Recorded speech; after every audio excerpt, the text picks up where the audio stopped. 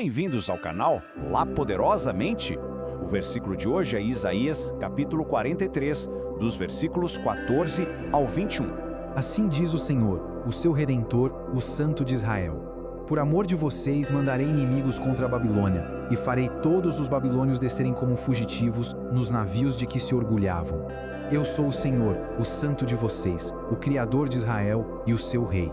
Assim diz o Senhor, aquele que fez um caminho pelo mar, uma vereda pelas águas violentas, que fez saírem juntos os carros e os cavalos, o exército e seus reforços, e eles jazem ali, para nunca mais se levantarem, exterminados, apagados como um pavio.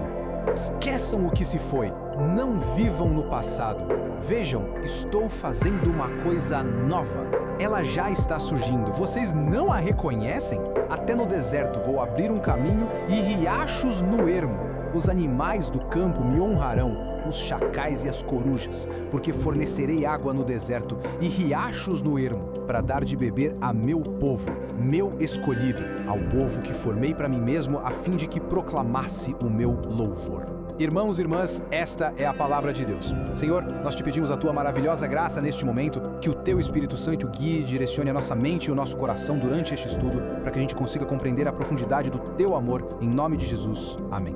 O Senhor nosso Redentor.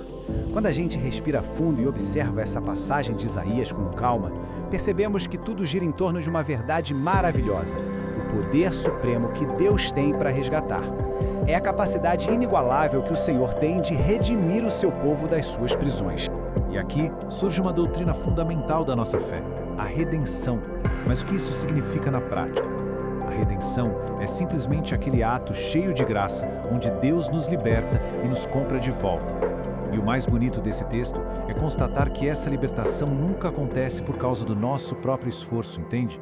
Não é pela nossa força ou pelos nossos méritos. É pura e inteiramente pelo amor e pelo poder do nosso Criador. Ele mesmo intervém e age por nós, crentes, quando não conseguimos nos salvar sozinhos. Não vivam no passado. E por causa desse amor redentor, ele nos dá uma instrução muito direta no versículo 18. Esqueçam o que se foi. Nós temos uma tendência profundamente humana, não é verdade? Nós nos agarramos ao passado, nós gostamos de ficar ancorados naquilo que já conhecemos.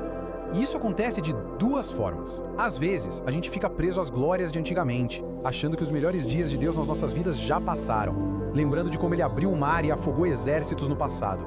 Outras vezes, a gente fica acorrentado aos nossos traumas, às perdas e aos velhos fracassos que insistem em tentar definir quem somos. Mas existe um contraste aqui. De um lado, esse passado de coisas antigas. Do outro, a promessa de uma nova criação, novos caminhos e águas do deserto. O princípio espiritual é muito claro. Para podermos viver e experimentar a graça que Deus está derramando hoje, nós precisamos abrir as nossas mãos e soltar as amarras do passado. Uma coisa nova surge. Isso nos leva, de uma forma muito suave, para a promessa do versículo 19. Quando a gente finalmente abandona esse peso do passado, os nossos olhos se abrem para a esperança. Deus mesmo diz: "Vejam, estou fazendo uma coisa nova." Isso se aplica diretamente ao que vivemos hoje. A perda não tem a palavra final. Deus tem. A nossa dor, o nosso luto, os nossos momentos mais sombrios não determinam o final da história. O apóstolo Paulo confirma isso lá no Novo Testamento, em Romanos capítulo 8, versículo 28, quando nos ensina que Deus age em todas as coisas para o bem daqueles que o amam. O Redentor está sempre trabalhando nos bastidores, tecendo algo maravilhoso que a nossa visão limitada ainda não consegue enxergar. É exatamente por isso que nós temos esperança em tempos difíceis.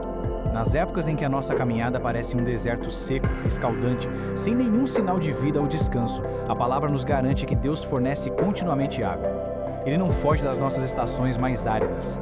Na verdade, é justamente no deserto, no meio do nada, que os seus milagres de renovação e provisão se tornam ainda mais inegáveis para a nossa fé. Formados para o louvor. Agora vamos pensar um pouco. Por que ele faz tudo isso? Por que ele nos redime, nos pede com tanto carinho para esquecer a dor do passado e ainda faz brotar rios no nosso deserto pessoal? Os últimos versículos do nosso texto trazem a resposta. A resposta está na nossa identidade. Nós somos um povo formado e escolhido pelo próprio Deus, com um propósito espiritual lindo e muito claro: proclamar o seu louvor. Quando a gente entende isso, a nossa mente se renova. Nós fomos libertos e somos sustentados no deserto não apenas para sobrevivermos a ele, mas para refletirmos a glória e a bondade do nosso Senhor. Conforme proclamamos o seu louvor mesmo no meio das lutas, nós nos tornamos mais parecidos com ele. Reflexão e bênção final. Chegando ao fim do nosso estudo, eu convido todos a acalmarem ainda mais o espírito. Vamos deixar essa verdade majestosa criar raízes bem profundas no nosso coração. Diante da palavra que nós recebemos hoje, eu deixo esta pergunta para a nossa meditação. Que passado estamos segurando com tanta força que acaba nos impedindo de reconhecer os novos riachos que Deus já está criando hoje em nossa caminhada? Vamos refletir sobre isso em silêncio? Vamos soltar o que já passou para abraçar o novo que o nosso Redentor tem para nós. Com o coração transbordando de gratidão pela vida que o Senhor nos concede e por esse tempo precioso de aprendizado juntos, nós encerramos o nosso estudo. Que cada um de nós possa aplicar este maravilhoso princípio de fé no nosso dia a dia. Que Deus siga abençoando plenamente a vida e os empreendimentos de cada um e sigamos crescendo na fé em Cristo Jesus e no estudo da Palavra de Deus. Que Deus siga abençoando enormemente a sua vida e a vida da sua família.